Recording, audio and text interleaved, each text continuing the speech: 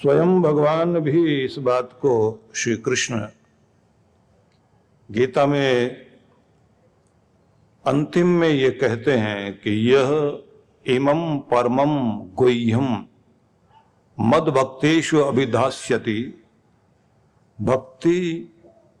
भक्ति मयि पराम कृत्वा माम एव एष्यसि असंशय। जो इस परम गुह्य ज्ञान को प्रेम पूर्वक ग्रहण करता हुआ दूसरों को भी इसे कहेगा, वह निश्चित रूप से मुझे ही प्राप्त कर लेगा। मतलब ये कहना चाहते हैं कि गीता का ये जो परम गुह्य रहस्यात्मक ज्ञान है, यह जो भी इसको सुनता है और दूसरों को सुनाता है, यह मुझे प्रसन्न करने के लिए और मेरी कृपा पाने के लिए एक सुंदर माध्यम है और इससे मैं प्रसन्न होऊंगा, इसमें कोई संदेह नहीं है। न च तस्मात् मनुष्येषु कश्चित् में प्रियकृततमः भविता न च में तस्मादन्य प्रियतरो भुवि। और मैं ऐसा मानूंगा कि वो मेरा सबसे प्यारा इंसान है इस धरती पर, जो मेरे इस ज्ञान को सुनता है, दूसरों को सुनाना और इस कार्य में मदद करता है। तो ऐसा कोई भी उससे बढ़कर मेरा प्रिय कार्य करने वाला मनुष्य में कोई नहीं है इस पृथ्वी भर में। उससे बढ़कर मेरा प्रिय दूसरा कोई आगे भी नहीं कहलाएगा, क्योंकि वही है जो गीता ज्ञान को सुने, सुनाए, इसे आत्मसात करे, इसे जीवन में उतारे। कृष्ण कहते हैं कि ये मेरा प्यार पाने का सबसे उत्तम साधन है।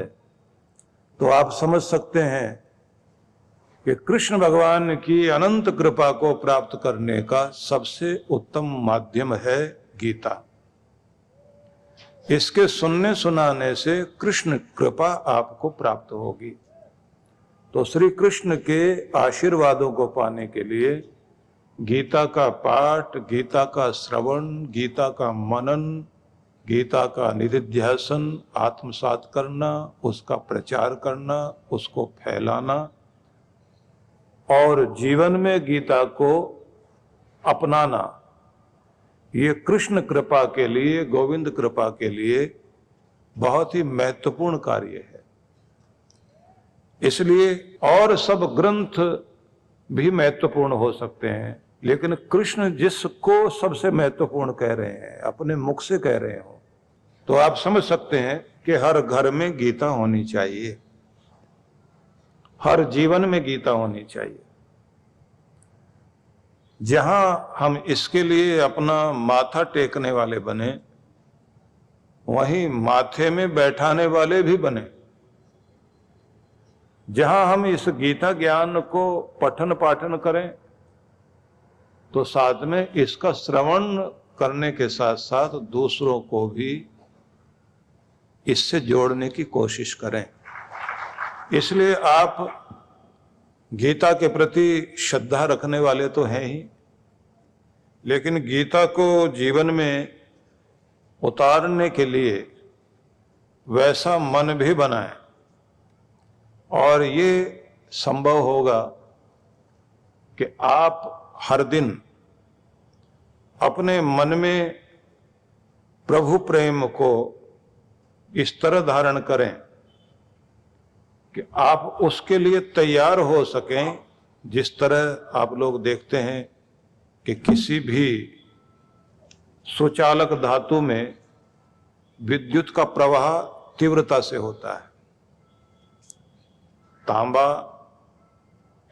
चांदी उससे भी ज्यादा, और सोना तो सबसे ज्यादा। तो अपने आप को इतना सुचालक बनाइए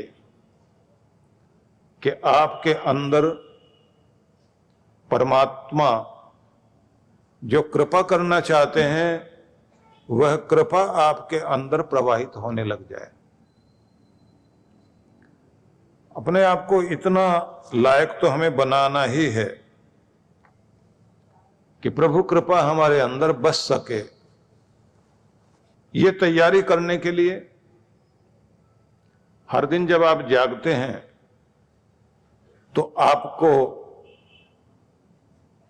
ये कहना है कि इस प्रभात वेला का प्रसन्नतापूर्वक मैं स्वागत करता हूं। यह अमृत वेला मेरे लिए प्रभु की कृपाओं को लेकर आई है, अनेक अवसर लेकर आई है। मैं इस दिन का स्वागत करता हूं। आज के जो भी अवसर मेरे सामने हैं, मैं उनका लाभ प्राप्त करूंगा और भगवान मुझे आशीष दे कि मैं अपने अवसरों को पहचानूं, मेरा दिन दिव्य बने। और अपने आप को उस कृपा से जोड़ने के लिए आपको कहना होगा कि मैं भगवान की कृपाओं के प्रति आभारी हूं, धन्यवादी हूं। धन्यवाद करना जानता हूं, सिर झुकाकर उसके प्रति कृतज्ञता प्रकट करता हूं।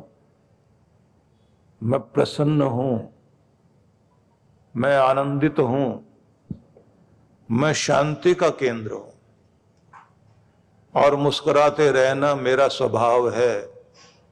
मैं ऐसा अपने आप को अनुभव करता हूं और प्रभु से भी इसी की याचना करता हूं कि मेरे अंदर इस दिव्य गुण को परमात्मा प्रदान करे, प्रसन्नता को, प्रेम को, आनंद को, उत्साह को, और मैं प्रभु का प्रेमी कृपा पात्र सदा बना रहूं।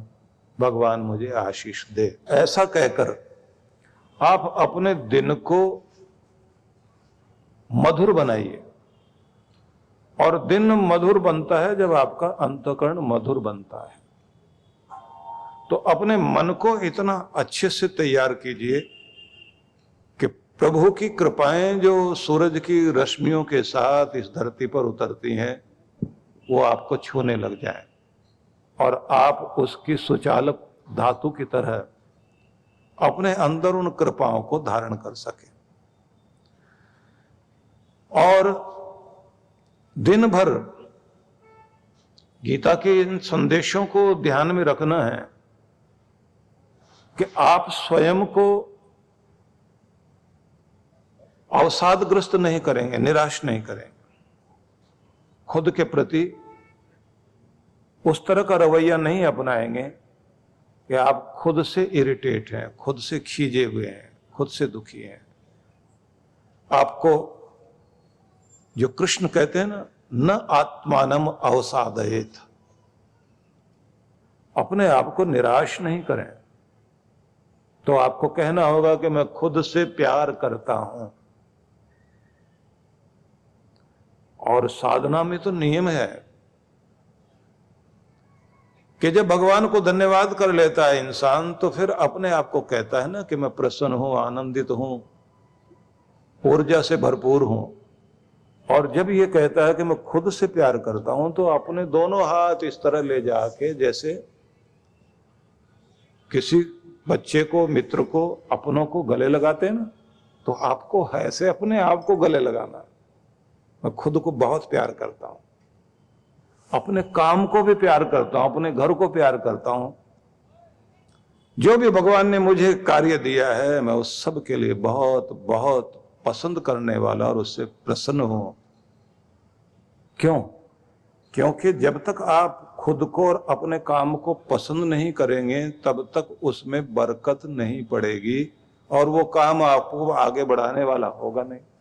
और जब आप अपने को कोसना शुरू कर देंगे, मेरा काम धंधा भी कोई बहुत अच्छा नहीं, मैंने ये क्या काम पकड़ लिया, मेरा घर भी ठीक नहीं है, मेरे रिश्ते भी ठीक नहीं है, मैं अपनी जिंदगी से बहुत निराश हूं, मैं बहुत दुखी हूं। तो जैसे जैसे आप ये कहने लग जाते हैं, तो समझ लीजिए कि वो जो कृपाएं आपका सौभाग्य बढ़ाती हैं वो घटनी शुरू हो जाएंगे, वो बढ़ेंगे नहीं। तो समझ में आ रहा है ना आप सबको? आप स्वयं को निराश नहीं करेंगे, स्वयं को आप उदासी की तरफ नहीं ले जाएंगे, स्वयं को कोसना बंद करिए, अपने आप को बुरा कहना छोड़ दीजिए। किस्मत अच्छी नहीं है, मेरा साथ देने वाले अच्छे नहीं है, मेरे साथ ही बुरा होता है, मैं ही क्यों होता हूं ऐसा। सारी परेशानियों का शिकार, सबका शिकार मैं ही। ये ठीक है कि ये आत्मचिंतन कभी कभी करें कि गलतियां कहां हो रही हैं, वो सुधार किया जा सकता है, लेकिन हर पल अगर आप नकारात्मक सोचेंगे तो आप आगे नहीं बढ़ सकते। दूसरी बात जो ध्यान देने योग्य है कि योगरतो व भोगरतो संगरतो व संग विहीन ब्रह्मणि रमते चित्तम यस्य नंदति नंदति नंदति एव। आदि शंकराचार्य के बड़े प्यारे शब्द हैं। जो इस दुनिया में चाहे योगी बनकर जी रहा है या गृहस्थ होकर संसार के भोग में है, या फिर संसार में बसता है, या संसार से ऊपर उठकर जीता है, आप किसी भी स्थिति में हो, ब्रह्मणि रमते चित्तम यस्य नंदति नंदति नंदति एव। जहां भी हो, जिस अवस्था में हो, उसी अवस्था में अगर आपका मन भगवान में लगा हुआ है तो आपका ये लोक भी सुधर रहा है, परलोक भी सुधर रहा है। तो आप जो भी दुनिया में कार्य कर रहे हैं अपनी रोजी रोटी चलाने के लिए, उस कार्य को करते करते, जीवन यात्रा को चलाते चलाते आपका ध्यान अपने पर ब्रह्म परमेश्वर से जुड़ा रहना चाहिए। तो अब इसमें सोचने वाली ये बात है कि चाहे आप योगरत हैं, योगी हैं, या भोगरत हैं, या फिर संसार में रहते हैं, यहां जीवन जी रहे हैं, तो चाहे आप दुनिया के रिश्ते नातों में फंसे हुए हैं, या फिर सब रिश्तों से अलग हटकर आप वैरागी बन गए हैं, कोई भी स्थिति हो सकती है, लेकिन कुछ भी स्थिति में आपके चित्त में परमात्मा चलना चाहिए। आपका चिंतन, आपका मनन, आपकी सारी दृष्टि प्रभुमय हो जाए। प्रभुमय हो जाए तो फिर यह ध्यान रख लीजिए कि भगवान से जुड़े होने का, उसका नाम जप रहे हैं, उसका चिंतन कर रहे हैं, उसका भजन कर रहे हैं, उसकी सेवा कर रहे हैं, उसका दर्शन कर रहे हैं, और उसकी लीला को इस संसार में देखते हुए आप कृतज्ञ हैं, प्रभु के धन्यवादी हैं। तो कहते हैं कि फिर आप आनंद में रहेंगे, लोक भी सुधरेगा आपका, परलोक भी सुधरेगा। इसलिए अपनी जीवन शैली को थोड़ा बदलना जरूरी है।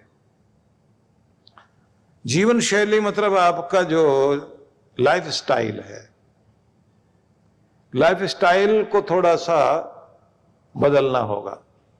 क्या करना है इसके लिए? आपको यह करना है कि आप जागते हैं तो भगवान में ही जागें, सोएं तो प्रभु में, मतलब नाम स्मरण करते हुए, उसकी कृपाओं को ध्यान में रखते हुए, उसका धन्यवाद बोलते हुए आप सोइए और जागें तो जिह्वा पर नाम हो। कोई कार्य शुरू करने लगे हैं उससे पहले उसको स्मरण कीजिए। अपनी कुर्सी पर आप ऑफिस में जाकर बैठते हैं तो उस कुर्सी की तरफ देखकर ये समझना ये मेरी कर्म भूमि और ये मेरा वो स्थल है जहां से मुझे रोजी रोटी मिलती है। तो बहुत प्रेम की दृष्टि से उसे देखें और भगवान का आशीष अनुभव करें। और जब आप अपने घर आते हैं तो अपने घर को प्रेम मंदिर समझें कि ये मेरे प्रेम का मंदिर है जहां मेरे रिश्ते बसते हैं। मैं अपने घर को प्रेम की दृष्टि से देखते हुए प्रभु का आशीष मांगता हूं। तो घर में प्रवेश करते समय भी आपके मन में प्रभु का प्रेम हो और महसूस करें भावनात्मक रूप से कि मेरा घर खुशियां देने वाला, प्रेम का मंदिर, यहां मेरे रिश्ते बसते हैं और इन सब रिश्तों को मैं प्रभु की कृपा मानता हूं। जब आप यात्रा करते हैं तो आप यात्रा करते हुए मेरा ये मार्ग शुभ हो और मुझे लक्ष्य की प्राप्ति हो। मतलब जो भी कुछ आप कर रहे हैं उस करते हुए में आप प्रार्थना से, प्रभु के नाम से जुड़े रहिए। वो एक क्षण के लिए जो आप याद करते हैं, उस एक क्षण को याद करने का मतलब होता है उस एक क्षण में आपका ध्यान संसार से हटता है और संसार के मालिक से आपका जुड़ जाता है। ये एक क्षण भी आपके मन के अंदर पवित्रता ले आएगा। कोई ज्यादा देर नहीं है, बस ऐसे समझ लीजिए कि थोड़ा सा भी याद करने से आपका अंतःकरण पवित्र होता है और आप कृपा पात्र हो जाते हैं, आशीर्वाद आपको मिलना शुरू हो जाता है। वो एक क्षण भी साधारण नहीं है। इसलिए जो भी आप करते हैं, जो कार्य करते हैं, उसको सराहिए। और कृष्ण भगवान जैसे कहते हैं, अपना उद्धार स्वयं करते चलें, अपना भला किसी और से उम्मीद न करें कि ये मेरे लिए भला करेगा या दूसरा कोई करेगा। आपको अपना भला स्वयं करना। कृष्ण ये भी कहते हैं कि आप सतत संतुष्ट रहें। संतुष्ट रहने का मतलब है कि जो भी उपलब्धियां भगवान ने दी हैं आपको, उसमें संतुष्टि संतुष्टि यदि है, तृप्त हैं आप, तो आप आनंद ले सकेंगे। बेचैनी आपको आनंद नहीं देती। इतना तो है लेकिन मुझे तो इतना चाहिए, मैं तो बहुत पीछे रह गया हूं, सबसे पीछे रह गया हूं, सब लोगों के पास इतना इतना है, मेरे पास तो बहुत थोड़ा है। तो वो जो किसी बच्चे को आप देखते हैं कि दोनों भाई भोजन कर रहे हैं, अभी थाली में भोजन आया तो एक बच्चा अपने उस भोजन को देखते ही चिल्लाना शुरू करता है, कम दिया मुझको, और मुझे इस थाली में नहीं चाहिए था, मुझे दूसरी थाली में, दूसरी प्लेट में चाहिए, और मुझे ये कलर नहीं, ये कलर चाहिए। वो जो हर समय शिकायत कर रहा होता है, वो उसके आनंद से वंचित हो जाता है। और एक वो जो मिला, जितना मिला, उसे खाकर आनंदित हो रहा है। माँ भोजन को देखकर खुश होता है, फिर माँ को देखकर खुश होता है जिसने दिया, और माँ उसे देखकर तैयार रहती है, बर्तन तैयार लेकर खड़ी है, ये खाए तो मैं इसको और दूं, ये और ले तो मैं इसे और दूं। तो जो प्रसन्न है उसे और देने के लिए तैयार है, और जो दुखी हो रहा है तो उसको देखते ही कहते हैं ये तो बेसब्र है, पहला खाया नहीं जा रहा है इससे, इसको खा भी नहीं पाएगा, लेकिन पहले भाई का छीनने को तैयार है। और कमाल ये कि अगर दोनों की हेल्थ की तरफ आप देखें तो जिसको संतुष्टि है, जो मिला उतना खा के खुश है, उसकी सेहत अच्छी, और जो रो रहा है उसकी सेहत भी अच्छी नहीं। वो एक फल फूल रहा है, दूसरा सिकुड़ रहा है। तो अगर आप धन्यवादी और प्रसन्न चित्त रहते हैं तो ध्यान रख लीजिएगा आपको और मिलता है और आप ज्यादा फलते फूलते हैं। और अगर आप शिकायती बनकर बैठते हैं तो आप जो कुछ प्राप्त है उसका आनंद भी नहीं ले सकते और भी उसको नहीं मिल पाता। तो इसलिए जो कुछ मिला है आपको, उस सब को याद करो, क्या क्या भगवान ने मुझे दे रखा है, उस सब को याद करते हुए संतुष्ट सततम योगी यत् आत्मा दृढ़ निश्चय। तो यहां वो बात जरूर ध्यान में रखनी है कि मिले हुए के प्रति आभार, मिले हुए के प्रति, उपलब्धियों के प्रति संतुष्टि। जो कुछ आपके पास है उस सब में आनंद मग्न होइए। हां, ये कोई बात नहीं है कि आपको आगे नहीं बढ़ना, आप कहें बस इतना बहुत है, अब आगे और क्या करने की जरूरत है। मैं एक बात कहूंगा आपसे, अगर आपके पास 1000 करोड़ भी हैं तो आप 10,000 करोड़ कमाने के लिए तैयार रहिए, क्योंकि भगवान ने आपको ये गुण दिया है। कमाओ अपने लिए, अपने परिवार के लिए, समाज के लिए, और अनेकों को रोजी रोटी दीजिए। बढ़ो आगे जितना हो सकता है। जिस भी गुण में आप आगे हैं उसे छोड़िए नहीं। रुक कर बैठना ठीक नहीं है, लेकिन जो भी आपके पास प्राप्त है उसमें संतुष्ट रहना, उसका आनंद मनाना, उसके लिए धन्यवाद करना, उसके प्रति भगवान के लिए आभारी होना, यह बहुत आवश्यक है। संतुष्ट आदमी ही तृप्ति अनुभव करता है और उसी के जीवन में आनंद भी आता है। तो ये गीता का संदेश जरूर ध्यान में रखिए। इसको अगर समझना है तो इस तरह समझिए कि जो आपने पहले मांगा था वो आपको मिला, अब आप और के लिए चाहते हैं तो वो भी मिला, लेकिन आप जो भी मिला उसका आनंद नहीं मना पाए, उसमें आप आनंदित नहीं हो पाए। और जो नहीं मिल पाया है उसकी बेचैनी के कारण आप परेशान हैं। ज्यादातर लोगों के साथ में यही बात है। आपकी सेहत अच्छी है, हाथ पांव चल रहे हैं, आपकी रोजी रोटी चल रही है, आपका घर परिवार ठीक चल रहा है, आगे भी ठीक चलेगा। अपने कार्यों को ठीक रखिए, लेकिन जो है उसका आनंद मनाना न छोड़ें। दूसरी बात, कृष्ण ये भी कहते हैं कि आपको जहां संतुष्ट रहना है वहीं जुड़े भी रहना है भगवान से। परम पूज्य श्री सुधांशु जी महाराज के सानिध्य में विश्व जागृति मिशन पिछले कई वर्षों से जनहित को सुख समृद्धि एवं रिद्धि सिद्धि प्राप्त कराने हेतु गणेश लक्ष्मी महायज्ञ का आयोजन करता आ रहा है। इसी क्रम में इस वर्ष भी आनंद धाम आश्रम के पवित्र प्रांगण में 26 से 29 अक्टूबर 2023 तक 108 कुंडीय गणेश लक्ष्मी महायज्ञ आयोजित होने जा रहा है, जिसमें गणेश लक्ष्मी के महाजाप के साथ साथ मंत्राहुति विशेष रूप से होगी।